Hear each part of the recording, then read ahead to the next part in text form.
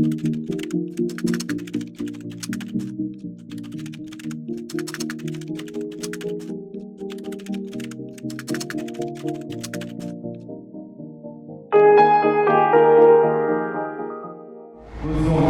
tout le monde. Bienvenue dans le Carnaval Joli pour de cette édition. Activité s'appelle dans l'idée pour jouer de c'est agréable pour prouver que festivité, littérature, pensée, ça fait bon ménage.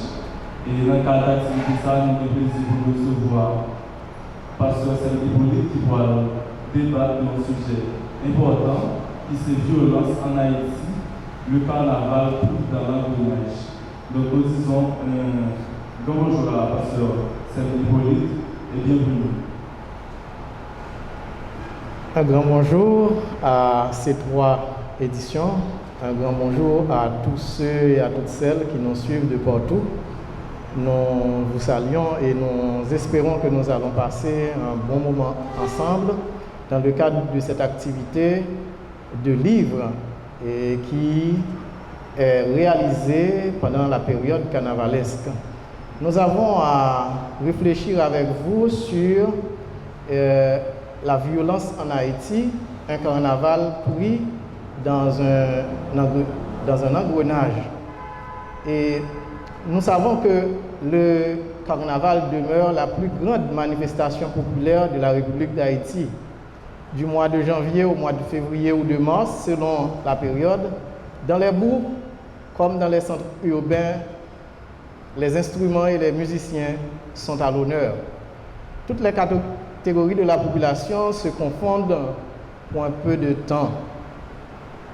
Cette manifestation culturelle se résume par une exposition de notre patrimoine musical et de notre production.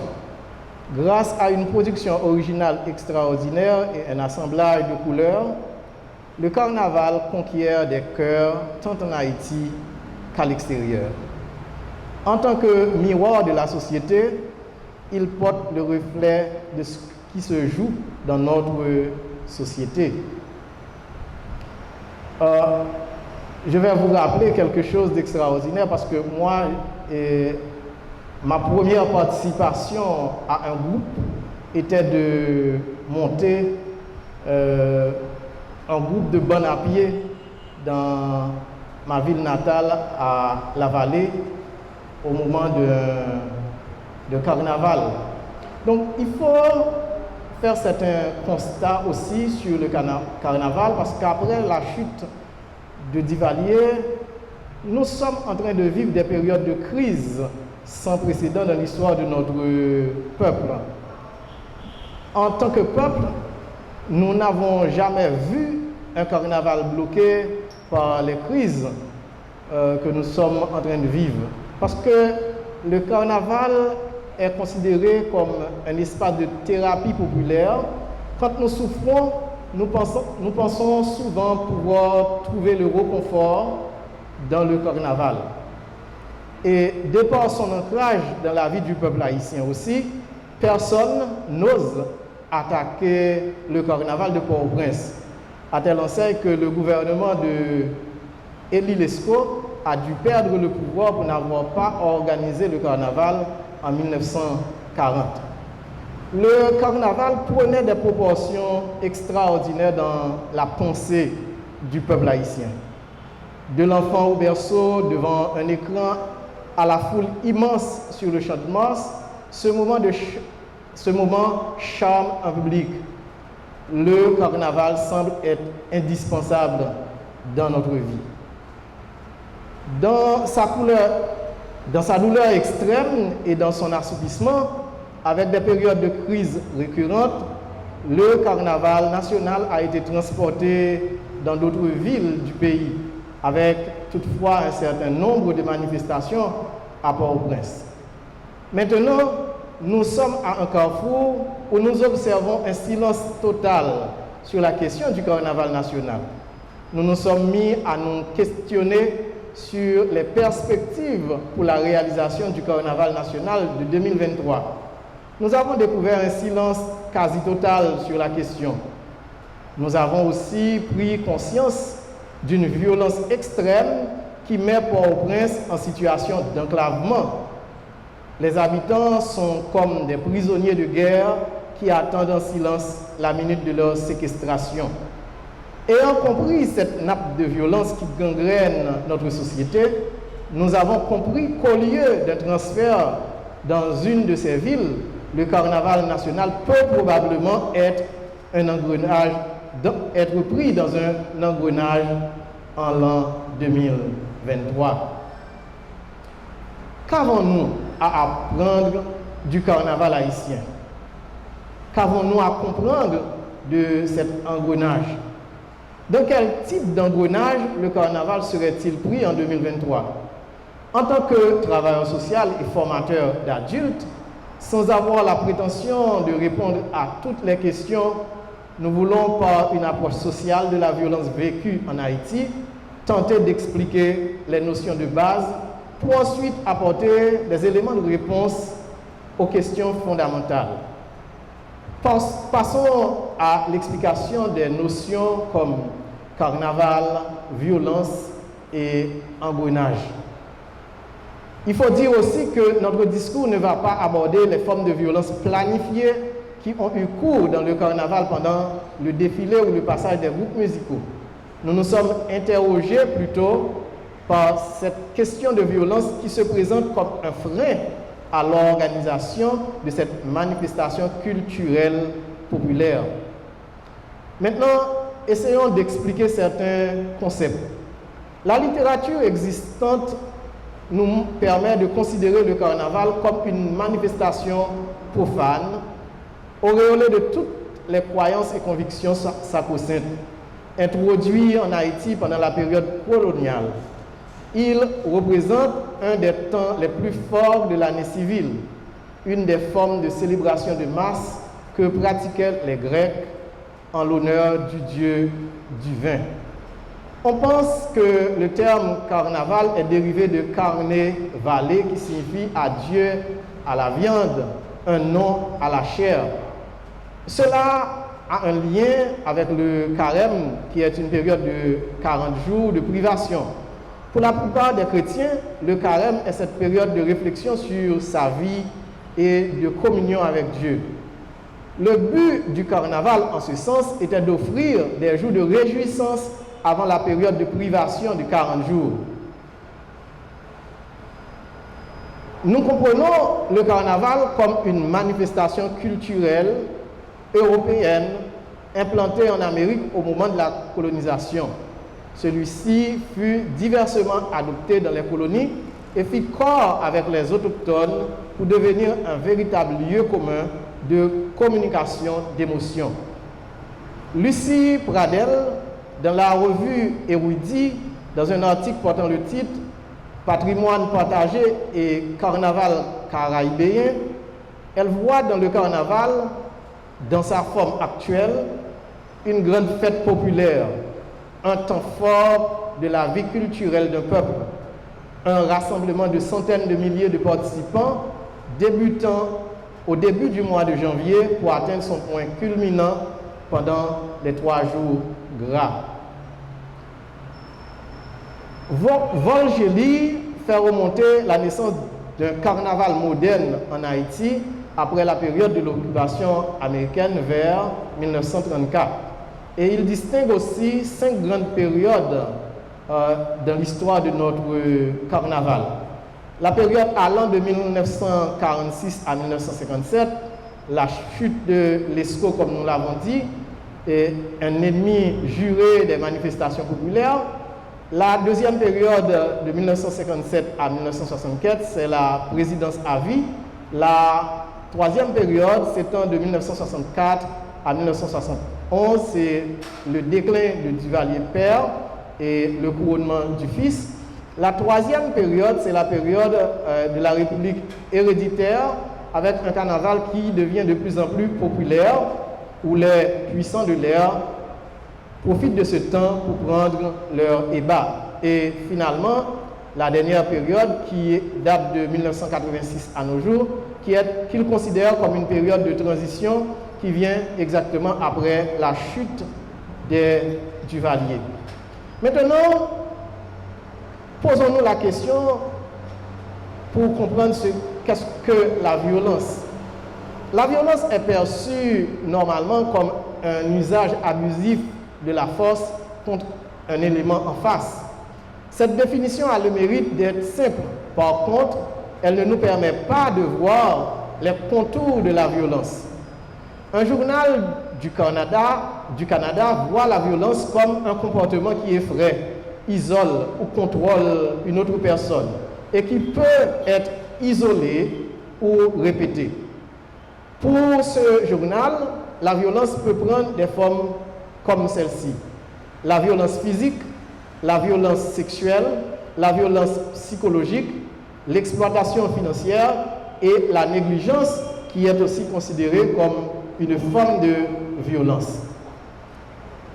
En Haïti, dans la situation où nous sommes en train de vivre, avec une violence de gang, une situation où le kidnapping fait rage, nous disons que nous sommes en train d'expérimenter les pires formes de violence. Et ces dernières années, il faut remarquer que la violence prend en Haïti des dimensions inimaginables. Le kidnapping, par exemple, peut en lui-même seul résumer tout ce qu'il y a de violence dans la vie d'une personne, dans la vie d'un peuple. Maintenant, voyons le troisième concept qui nous intéresse, c'est le concept de l'engrenage. L'engrenage, c'est un concept très usité dans le domaine de la mécanique pour désigner un système de roue dentée. Il est également admis que le système d'engrenage facilite une dissipation d'énergie due au frottement entre les dents. Dans le cadre du Carnaval national d'Haïti, nous comprenons de façon mécanique qu'il existe un si grand gaspillage d'énergie dans la violence qui prédomine dans ce pays que le système en place n'a pas la capacité de produire le carnaval ou que ce dernier est pris entre les dents de ce système que nous considérons comme un système mouillé et non huilé. Ainsi, l'engrenage est compris comme un enchaînement de circonstances défavorables qui jouent un rôle de blocage irréversible dans le cadre de la réalisation du Carnaval national 2023. Maintenant, quels sont ces systèmes de blocage? Pour les besoins de la cause, nous allons voir uniquement l'engrenage de la violence. Donc, nous considérons l'engrenage de la violence comme un handicap majeur à l'organisation du Carnaval national à Port-au-Prince, vu que celle-ci est structurelle, avec bien sûr des effets conjoncturels. La violence en tant qu'élément qui isole ou contrôle peut faire référence à un système contrôlé par ceux qui ont le monopole, ayant l'État comme instrument d'exécution ou de répression. En ce sens, l'État exerce une violence sur la population en refusant de créer les moyens pour la satisfaction des besoins de base ou en empirant les conditions de vie des masses. À ce niveau, le taux d'inflation connu à la fin de l'année 2022 témoigne contre l'État, l'organe constitutionnel devant pourvoir à l'amélioration des conditions de vie de la population.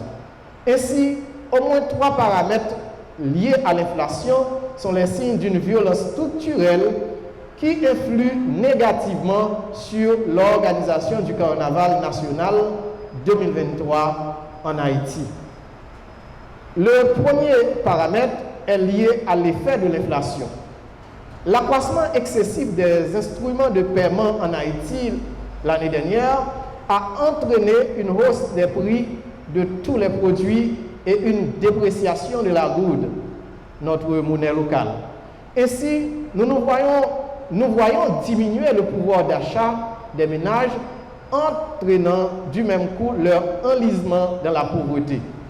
En décembre 2022, les institutions spécialisées dans la publication des données en Haïti ont présenté un taux d'inflation égal à 48,3%. Cette pression qui s'exerce sur la population est une des formes de violence qui montre qu'il n'existe aucun espoir pour ceux qui acceptent de vivre dans le pays. Cette forme de violence entraîne une violation constante de nos droits fondamentaux comme le droit à l'éducation. L'inflation prive les enfants du droit à l'éducation. L'inflation fait que des parents endettés et appauvris n'ont pas les moyens pour scolariser ceux en âge scolaire. Aussi, en raison de la violence des groupes armés, les parents ont pu envoyer leurs enfants à l'école seulement au mois de novembre 2022. En ce sens, Réseau Nord-Ouest souligne dans un article « Les enfants sont particulièrement vulnérables à la violence et de nombreuses écoles de la capitale restent fermées ou ont été détruites. » Le droit à l'alimentation. L'inflation agit directement sur la consommation des ménages en produisant un décalage au niveau des prix des produits essentiels. Soulignons à ce niveau le décalage des prix des produits que nous consommons chaque jour. Notre source révèle que le riz a subi une inflation de 68,3%, le sucre 70%, la viande 57,5%. Le droit à l'habillement, vous qui avez l'habitude d'acheter souliers et pantalons, donc le prix d'un pantalon grimpe de 45,9%, un soulier ou un tennis de 54,3%. Donc vous n'avez même pas droit de vous habiller dans ce pays. Mais aussi, il y a le droit au logement, le droit à la libre circulation. Cet élément du droit fondamental est important pour le carnaval, parce que si on ne peut pas circuler librement dans un pays, comment participer au carnaval? Le droit au logement, disons que le loyer passe à 21,9%. Le gaz propane, tantôt à 87,5%, le kérosène 92%. Le droit à la libre circulation qui inclut l'entretien d'un véhicule, le gaz que nous consommons, 129,4%. Pouvons-nous continuer dans cette situation à danser quand nous ne pouvons même pas manger à notre faim? C'est là une question fondamentale. Et à ce sujet, observons cette remarque du réseau Nord-Ouest. Haïti connaît le pire niveau de faim de son histoire, avec 4,7 millions de personnes souffrant de faim aiguë. Il a récemment averti le programme alimentaire mondial. L'anarchie a atteint le niveau sommet à la fin du mois de janvier, lorsque la police, dernière ligne de défense contre les gangs, s'est révoltée. Les policiers en colère ont semé la terreur à Port-au-Prince. Donc, observons notre deuxième paramètre, c'est l'enclavement de Port-au-Prince. Si le prix des produits grimpe sur le marché local, l'un des facteurs clés de cette hausse de prix est lié non seulement à l'inflation, mais aussi à l'enclavement de la ville de Port-au-Prince. Car quand nous nous sommes rendus à Jérémie, au Caille, il y a des produits qui gâtent. Il y a un gaspillage de produits. Par contre, à Port-au-Prince, on ne peut s'approvisionner parce qu'en réalité, ceux qui ont ces produits-là ne peuvent pas traverser Martissan. Nous n'avons pas cette libre circulation de produits qui aurait facilité une diminution des prix sur le marché. Et la cause fondamentale est, malgré l'existence de l'État, les bandes, les groupes armés qui contrôlent tout. Bien plus, la population civile paie ceux qui exercent cette violence. Elle paie en achetant des produits surévalués pour faciliter le passage dans les zones contrôlées. Le transport est surévalué pour remplir la caisse de ceux qui ont des armes. Qui peut, dans de telles circonstances, se permettre de se déplacer avec quiétude d'esprit et se rendre au champ de Mars pour les jours gras? Tout lancement d'un carnaval national exigerait une trêve entre les groupes armés, l'assainissement des rues de la capitale, la confiance des carnavaliers. N'est-ce pas là un sous-élément qui représente un engrenage majeur qui freine la réalisation du carnaval national en 2023?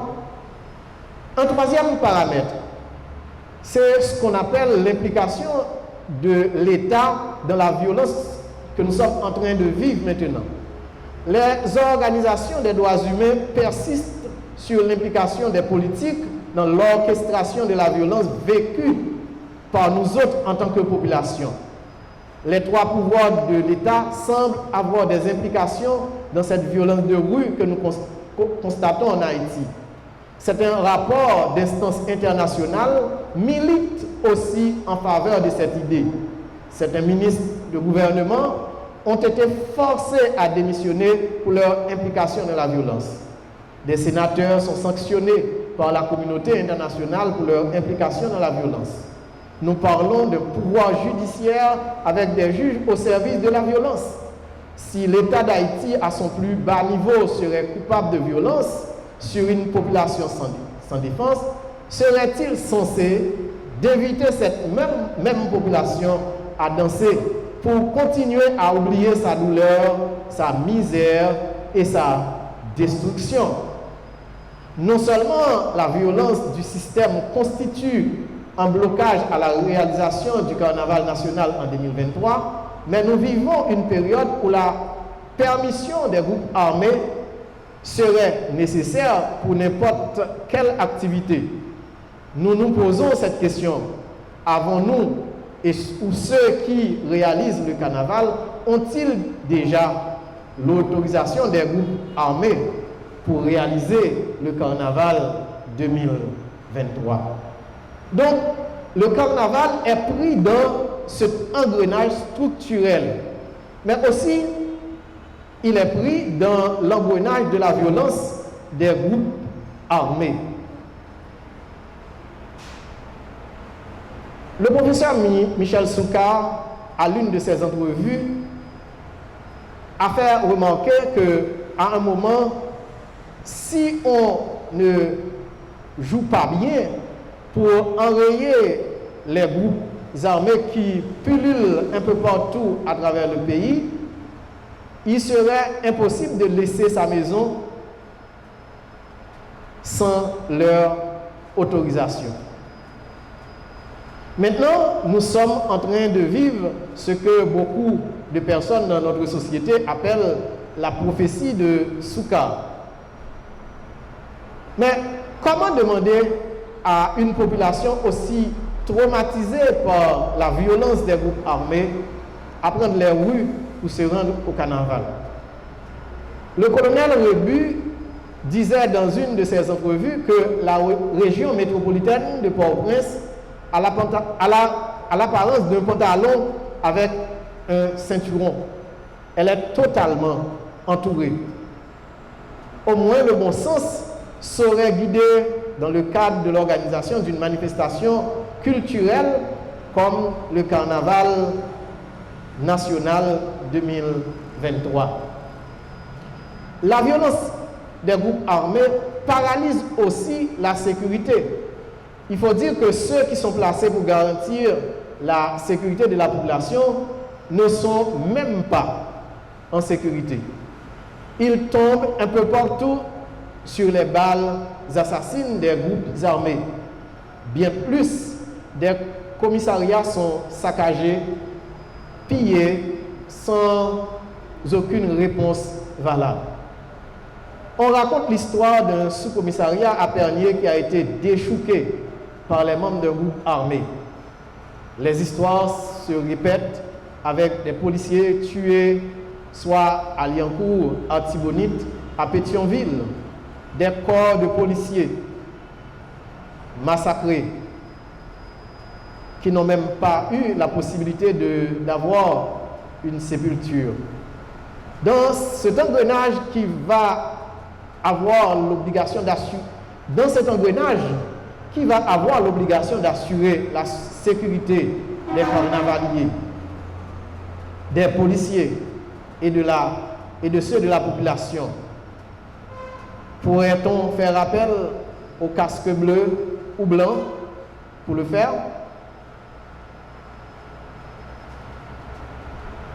Il faut souligner aussi que la violence des groupes armés appauvrit grandement la population, nous appauvrit. Le carnaval est un moment de défoulement, un temps de relaxation, un espace pour que le participant puisse déposer ses douleurs pour un temps. En effet, il faut reconnaître que le plaisir n'est pas le premier besoin de l'homme. Un mécaniste comme Abraham Maslow, dans sa pyramide des besoins, met au premier plan les besoins de base, les besoins indispensables à l'existence. Ainsi, quand dans une collectivité, les besoins de base ne sont pas satisfaits, la tendance des citoyens tourne vers la satisfaction de ces besoins indispensables. En ce sens, il faut comprendre que le carnaval, pour le moment, n'est pas le premier besoin de notre population à Port-au-Prince. La population est appauvrie par le kidnapping, l'inflation, son incapacité à reprendre les rues mortes pour les activités quotidiennes.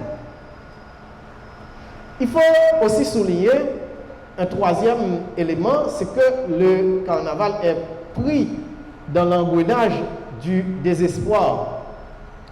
Face à la situation de violence qui n'est pas une personne et qui n'a personne pour la stopper, nous rencontrons beaucoup de gens qui sont fatigués avec la vie en Haïti.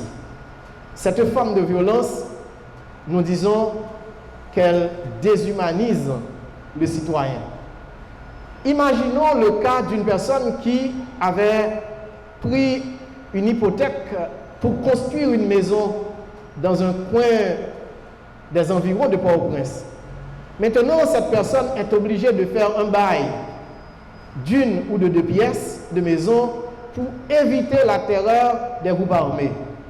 Elle doit payer la banque pour son hypothèque, payer un loyer, et sa vie et celle de sa famille sont sans cesse menacées. Ils ne choisissent pas l'option du suicide, probablement en fonction de leur foi, soit dans le vaudou ou dans le christianisme. Mais le désespoir se lit sur chaque visage. Maintenant, comment associer cette partie de plaisir avec cette terreur qui épouvante la population à chaque seconde? En ce sens, la violence force certains à prendre la mer sans une destination réelle, d'autres à préparer les papiers pour la parole de Biden. Dans une situation où l'État ne contrôle plus rien, pouvons-nous inviter des paisibles citoyens à se risquer pour participer au carnaval national de 2023? Face à la logique du terrain de la violence, il a été admis que chaque administration communale intérimaire du pays organise leur propre carnaval. Ce qui démontre que l'État ne croit pas avoir les moyens pour affronter la situation de la violence, son repli pour laisser libre champ aux groupes armés et donnant ainsi l'impression qu'une intervention étrangère est obligatoire, car le peuple ne peut même pas jouir de son traditionnel carnaval national. La deuxième option serait d'organiser un carnaval national à Port-au-Prince. Ainsi, nous avons vu l'origine païenne du carnaval dans l'Antiquité, ses liens avec la religion, son implication dans les colonies à la fin du XVe siècle. Le carnaval haïtien est cette manifestation culturelle qui rassemble des centaines de milliers de fanatiques de la musique haïtienne au Champ de Mars pendant les 3 jours gras. Ce carnaval moderne remonte à la période de l'occupation américaine et compte 5 grandes périodes. Nous avons passé en revue le concept de la violence et la notion d'engrenage pour montrer que le carnaval est pris dans l'engrenage d'une violence structurelle et de la violence des groupes armés qui entraînent à leur tour un désespoir constant dans la vie du peuple haïtien. La situation de violence extrême dont nous sommes en train de vivre en Haïti dépasse toute typologie. Nous ne sommes pas en guerre, mais nous sommes enclavés, privés de nos droits les plus élémentaires. Le droit de circuler librement d'un lieu à un autre.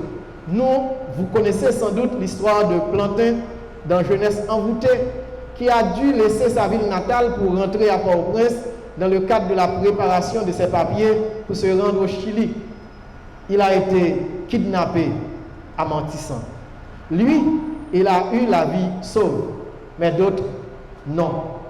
Si l'État exerce une violence sur la population par l'augmentation des prix des produits et des services de base, et semble être aussi participant de la violence des groupes armés par son manque d'efficacité, sa tolérance et son support, une population qui n'arrive pas à subvenir à ses besoins de base, envoyer ses enfants à l'école, payer son loyer, une population qui est obligée d'abandonner son toit par la pression des groupes armés, serait-elle prête à montrer ses fesses pour la satisfaction de la galerie dans le carnaval national 2023?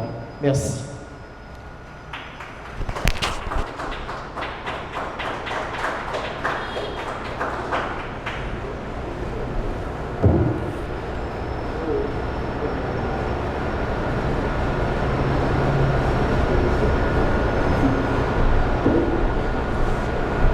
Nous tenons à remercier le pasteur Céline qui vient de développer le sujet.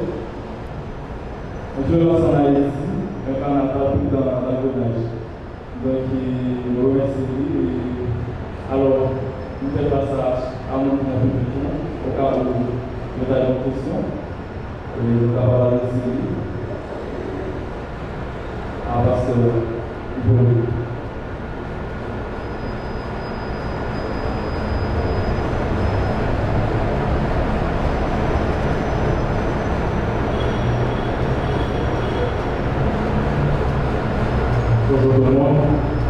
Et pasteur, merci pour l'étalage de sujet ça. Et la dame nous a parti en pile.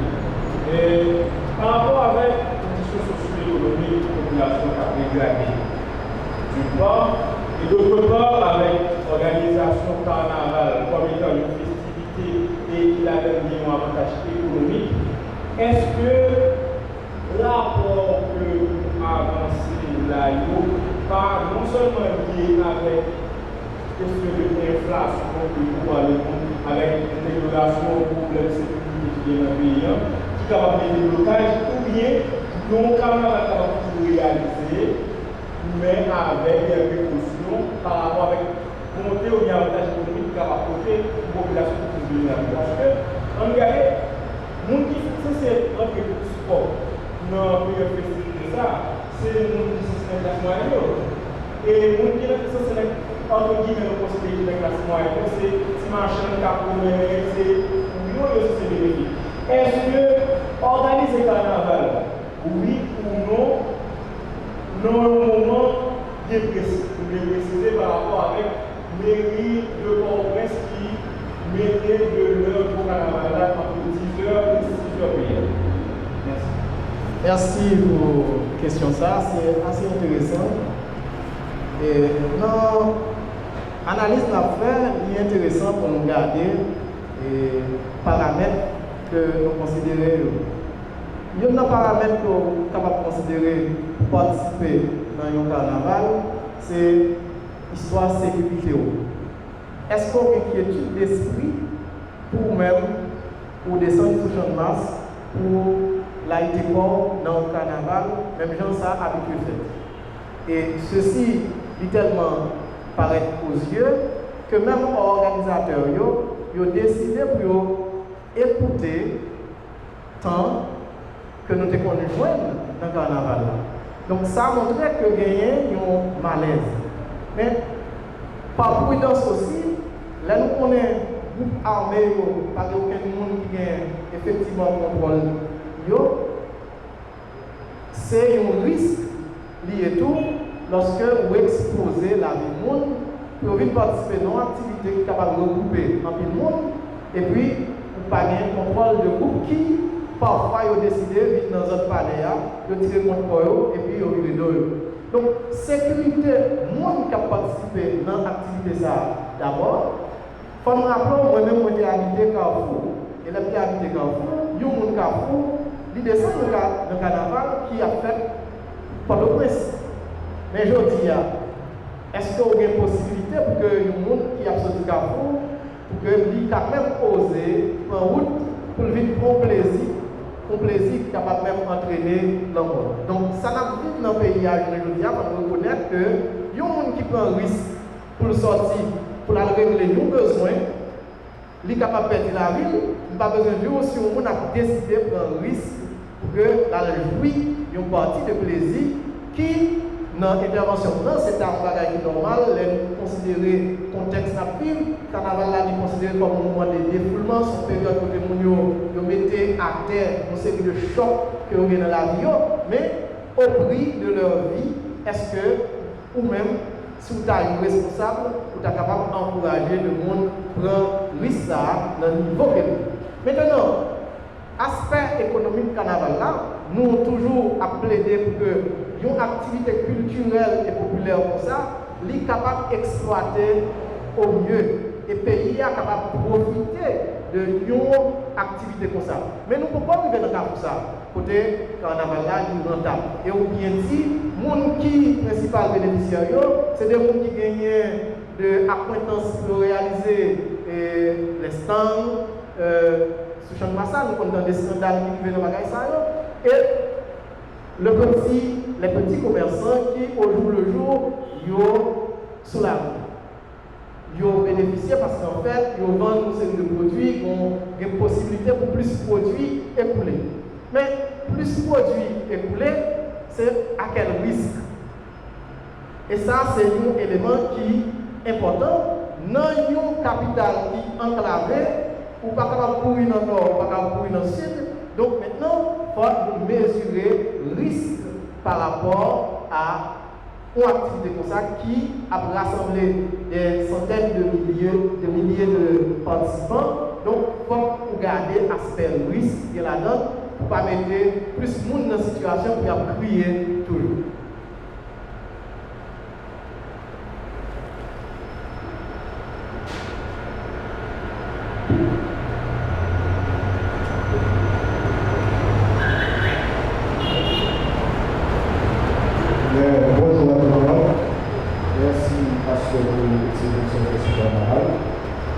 Personnellement, on pose cette question, est-ce que nous avons une conception une compréhension figée de ce carnaval exactement?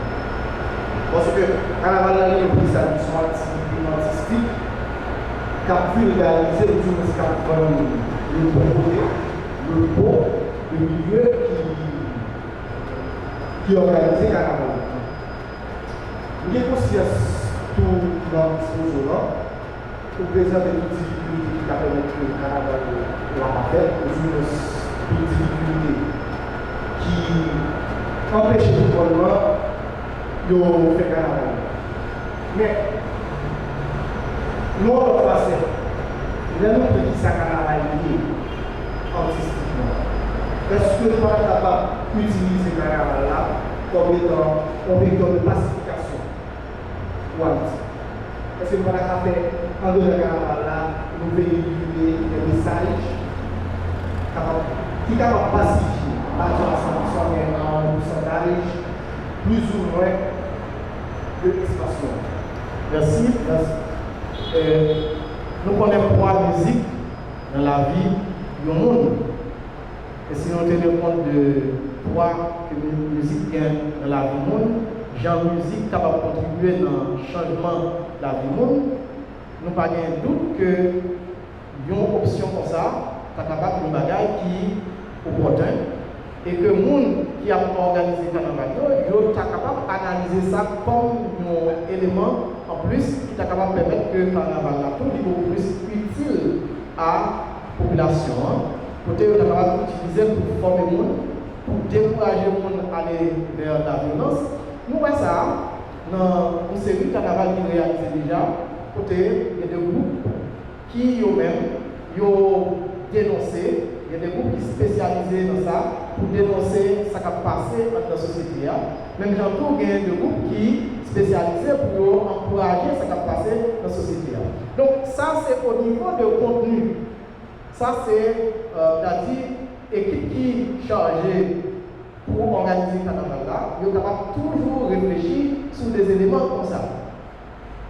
Un carnaval pris dans l'engrenage de violence, maintenant, responsabilité par moi, c'est évaluer le risque qui gagne par rapport à la période que nous avons vécue là-dedans, même l'État connaît, même l'État conscient de ça, il y a un élément comme ça, un élément culturel comme ça, qui gagne pour le côté comme plus dans le pays.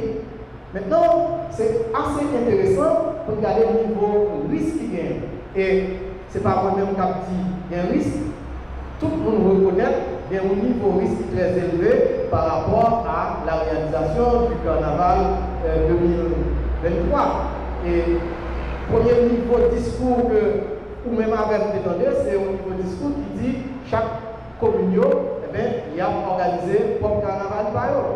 Maintenant, un nouveau discours qui a développé ces derniers temps, donc rapprocher le nouveau discours à nous. Mais dans la réalité, on voit que la mairie de Port-au-Prince, qui est chargée pour organiser le carnaval dans la région antique de Port-au-Prince, il prend précaution pour qu'il annonce que l'activité a commencé dans le matin et a fini 6 heures de l'après-midi. Donc maintenant, c'est une conscience qui prend de situation de violence que nous avons là, que nous-mêmes, nous pas de droit écarter, parce que nous avons dit, violence que nous avons aujourd'hui, il fait partie intégrante de la vie. Si pour sortir de cas pour le travail, vous êtes obligé de poser cette question, pas besoin de nous pour partir de plaisir, est-ce qu'on peut poser des des questions? Donc c'est niveau ça que vous pensez qui est assez intéressant pour nous souligner par rapport à l'organisation du carnaval. Mais pas là pour nous faire un plaidoyer contre le carnaval, mais plutôt contre l'organisation du carnaval en ces temps si spéciaux.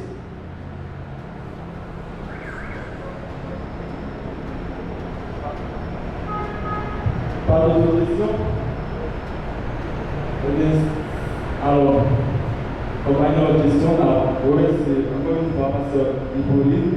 Et nous attendons est-ce que les ballons dernier mot, en tout cas, vous acceptez le Merci. En fait, il faut reconnaître que nous vivons des temps très difficiles dans le pays. Et il y a un reproche que nous faisons dans le livre que déjà vous parlez, c'est une élite qui seulement été à penser que il y a des gens qui ont fait quelque chose pour nous. Laissez-nous dire, nous, destin, nous, en tant que peuple, il dépend directement de nous-mêmes. Et nous sommes capables de voir ça, en nous regardant un petit remarque qui est simple. Nous vivons des situations de violence qui fait même le carnaval pas réaliser, nous avons posé cette question sur la réalisation du carnaval dans le pays. Il y a un pays qui est en guerre, où ça, il y a des armes, depuis le moment. Nous-mêmes les acheter, même ça n'acheter pas par le Donc vous pensez que nous, nos carrefours, nous autres qui choisissons, bon, jusqu'à preuve du contraire, nous autres qui choisissons pour nous continuer à vivre dans le pays d'Haïti, pour une prochaine réflexion qui vous permette de nous arriver à changement de l'IA, parce qu'en fait, on est conscient que par une personne qui remet changement, nous, pour nous, si nous voulons changer, c'est nous-mêmes qui pouvons amorcer le changement ça que nous voulons. Donc, moi, je souhaite que chacun de nous qui l'a, qui participé dans la conférence, chaque monde qui a suivi la côté où il est, qui c'est haïtien ou bien qui c'est une autre nation, que nous prenons conscience que la réalité de la vie, c'est nous-mêmes qui pouvons mettre des mains pour nous changer. Merci.